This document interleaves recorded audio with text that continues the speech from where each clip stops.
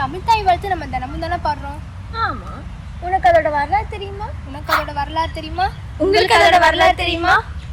தமிழக அரசால் ஏற்றுக்கொள்ளப்பட்ட தமிழ்தாய் வாழ்த்து பாடலை எழுதியவர் மனோன்மணியம் பே. சுந்தரனார்.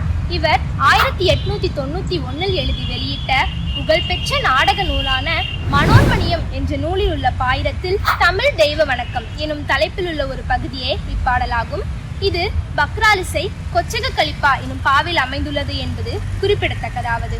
வரலாறு: தமிழகத்தின் அனைத்து விழாக்களிலும் மனோன்மணியம் பே. சுந்தரனாரின் நீராறும் கடலுடுத்த பாடல் பாட வேண்டும் என்ற கோரிக்கை 1913 ஆண்டு கரந்தை தமிழ்ச்சங்கத்தின் ஆண்டு அறிக்கையில் இடம்பெற்றது. அதைத் தொடர்ந்து 1914 ஆண்டு கரந்தை தமிழ்ச்சங்கத்தின் ஆண்டு விழாக்களில் பாடி வந்தனர்.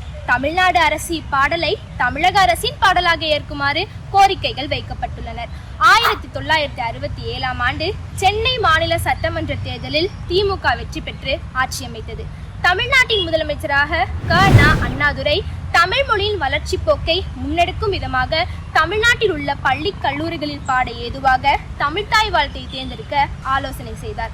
மனோன்மணியம் பே. சுந்தரனாரின் நீராறும் கடலுடுத்த பாடலும் கரந்தை கவியரசு இயற்றிய வாடன்தான் பொதியின் வளர்கின்ற மதிய என்ற பாடலும் பரிந்துரைக்கப்பட்டன. நீராறும் கடலுடுத்த என்ற பாடலில் வரும் திராவிட நல் திருநாடும் என்ற வரிகளில் வரும் திராவிட என்னும் சொல் அண்ணாவை ஈர்த்தது.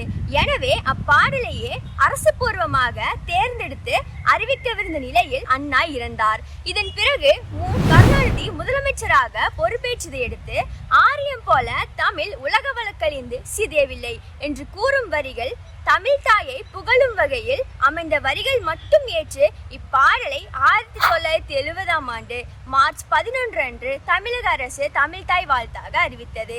2021 ஆண்டு டிசம்பர் 17 அன்று மு.க. ஸ்டாலின் தலைமையின் கீழ் செயற்பட்ட தமிழக அரசு தமிழ்நாடு அரசின் மாநில பாடலாக தமிழ்தாய் வாழ்த்தை அறிவித்தது.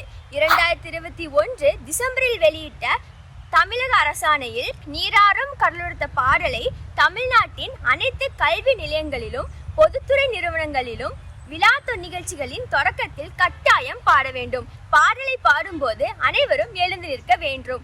மாற்றுத்திறனாளிகளுக்கு விலக்கு: இப்பாடலை 55 வினாடியில் முல்லைபாணி எனும் பண்ணில் மோகனராகம் 3 நடையில் திசூரம் பாட வேண்டும் என்று குறிப்பிடப்பட்டது.